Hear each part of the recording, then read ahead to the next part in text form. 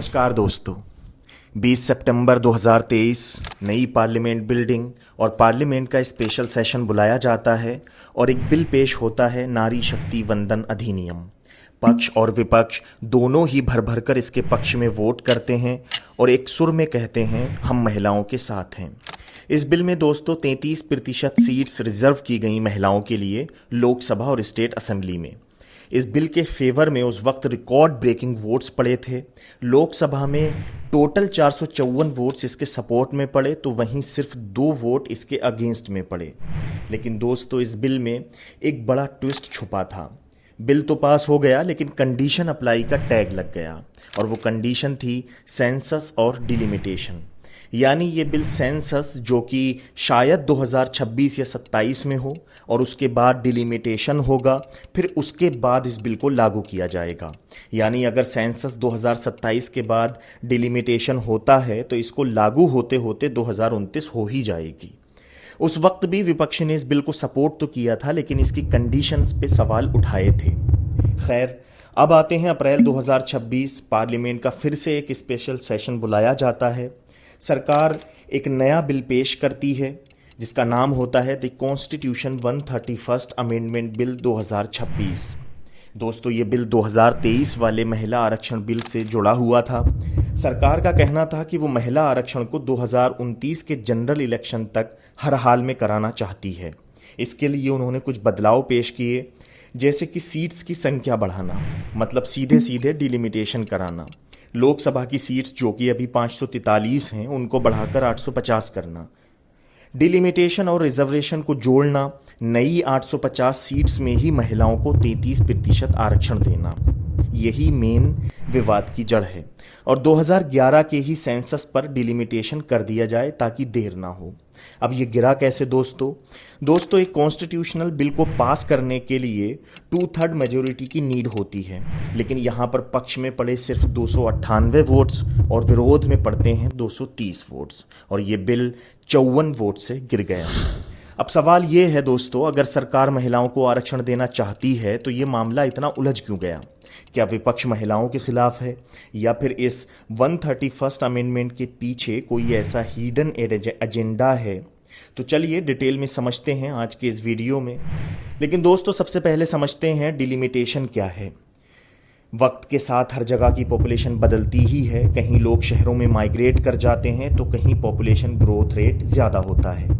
Delimitation यानी परिसीमन commission का काम होता है हर 10-12 साल में चुनाव क्षेत्र की हदबंदी फिर से करना, ताकि हर एमपी या एमएलए बराबर पॉपुलेशन को रिप्रेजेंट करे। फॉर एग्जांपल, अगर एमपी ए अपनी लोकसभा क्षेत्र में 1 लाख वोट्स रिप्रेजेंट करता है तो एमपी बी के हिस्से में भी 1 लाख वोट्स होने चाहिए। इससे ये इंश्योर होता है कि एक वोट की वैल्यू पूरे देश में लगभग बराबर हो और ये पॉपुलेशन के आधार पर होता है। अब सवाल ये है कि हम 1971 की पॉपुलेशन पर क्यों रुके हुए हैं? इमरजेंसी के दौर में दोस्तों 1976 में इंदिरा गांधी सरकार ने 42 अमेंडमेंट के जरिए डिलिमिटेशन को 2001 तक फ्रीज कर दिया था। फिर 2001 में अटल बिहारी वाजपेयी सरकार ने इसे 2026 तक और बढ़ा दिया। रीज़न क्या था? रीज़न ये था, जो स्टेट्स फैमिली प्लानिंग और पॉपुलेशन कंट्रोल अच्छे से कर रहे हैं, ख़ास तौर पर साउथ इंडियन स्टेट्स, उन्हें नुकसान ना हो।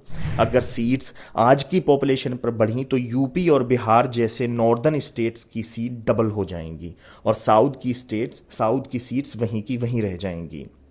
अब समझने वाली बात यहाँ ये है कि महिला आरक्षण बिल और 17 अप्रैल 2026 को जो बिल गिरा वो दोनों अलग अलग बिल हैं। महिला आरक्षण बिल तो 2023 में ही पास हो चुका है और उस वक्त विपक्ष ने भरपूर साथ भी दिया था, लेकिन अब विपक्ष के खिलाफ महिला विरोधी होने का नैरेटिव सेट किया जाता है। लेकिन विपक्ष का साफ कहना है कि आप 33% आरक्षण इन्हीं मौजूदा सीट्स जो कि 543 हैं इन्हीं पर दीजिए। रिजर्वेशन चाहिए अर्जुन जी, आज ही ले आइए, हम लोग राजी है। अभी जो स्ट्रेंथ है उसमें 50% वुमेन रिजर्वेशन कर दीजिए, आज पूरा आप लोग ले आइए। रात 12 बजे तक हम लोग बैठे रहेंगे इधर। विपक्ष ने इस बिल को गिराने के लिए 3 बड़े पॉइंट्स रखे, जैसे कि इमीडिएट इम्प्लीमेंटेशन। कांग्रेस और बाकी पार्टीज ने कहा आपको आरक्षण देना है तो आज ही दीजिए। 2024 के इलेक्शन निकल गए, 2026 के स्टेट्स इलेक्शन चल रहे हैं। नए डिलिमिटेशन परिसीमन का वेट क्यों? जो सीट्स अभी हैं उन्हीं में से 33% महिलाओं को दे दीजिए, सिंपल सी बात है। OBC quota within quota, Bharat की 50% से ज़्यादा जनसंख्या ओबीसी है। विपक्ष का कहना है कि बिना ओबीसी महिलाओं के लिए सीट्स रिजर्व किए ये आरक्षण सिर्फ एलीट या शहरी महिलाओं तक सिमट कर रह जाएगा। तीसरा उनका बड़ा पॉइंट था फेडरलिज्म का खतरा, यानी कि बिना साउथ इंडियन स्टेट से कंसल्ट किए इतने बड़े बदलाव करना हमारे फेडरल स्ट्रक्चर पर हमला है। लेकिन दोस्तों, असली कंट्रोवर्सी तब शुरू होती है जब हम रिप्रेजेंटेशन की बात करते हैं। साउथ इंडिया के स्टेट्स जैसे कि तमिलनाडु और केरला ने 1970 से ही एजुकेशन और हेल्थ पर इन्वेस्ट किया, जिसके नतीजे में उनकी पॉपुलेशन कंट्रोल में रही। अब इमेजिन कीजिए, 2 बच्चे हैं, एक ने मेहनत करके डिसिप्लिन दिखाया और दूसरे ने नहीं। रिजल्ट के दिन डिसिप्लिन दिखाने वाले बच्चे के मार्क्स काट दिए गए क्योंकि उसकी ग्रोथ कम थी। क्या ये सही है? यही डर साउथ इंडिया का 131st अमेंडमेंट के जरिए अगर 2011 के डेटा पर डिलिमिटेशन होता है तो नॉर्थ इंडिया की डोमिनेंस इतनी बढ़ जाएगी कि देश की राजनीति सिर्फ हिंदी हार्टलैंड तक सिमट जाएगी। दिल्ली के सरकार ही सिर्फ उत्तरी राज्यों से बन जाएगी। तमिलनाडु के सीएम ने तो इसे हिस्टोरिक इनजस्टिस तक कह दिया है। दोस्तों, भारत एक बुके की तरह है जहां हर फूल की अपनी अहमियत है। अगर हम एक फूल को बढ़ाने के लिए दूसरे को कुचल देंगे तो गुलदस्ता खराब हो जाएगा। लोकतंत्र सिर्फ मेजॉरिटी का नाम नहीं बल्कि इंक्लूजन का नाम है। सवाल ये है, क्या हम एक ऐसा भारत बनाएंगे जहां हर किसी का रिप्रेजेंटेशन बराबर हो, या हम सिर्फ इलेक्शन जीतने के लिए टेक्निकल लूप होल्स का सहारा लेंगे? आपको क्या लगता है दोस्तों, इस डेडलॉक का सॉल्यूशन क्या होना चाहिए? अपने विचार नीचे कमेंट सेक्शन में ज़रूर शेयर कीजिए।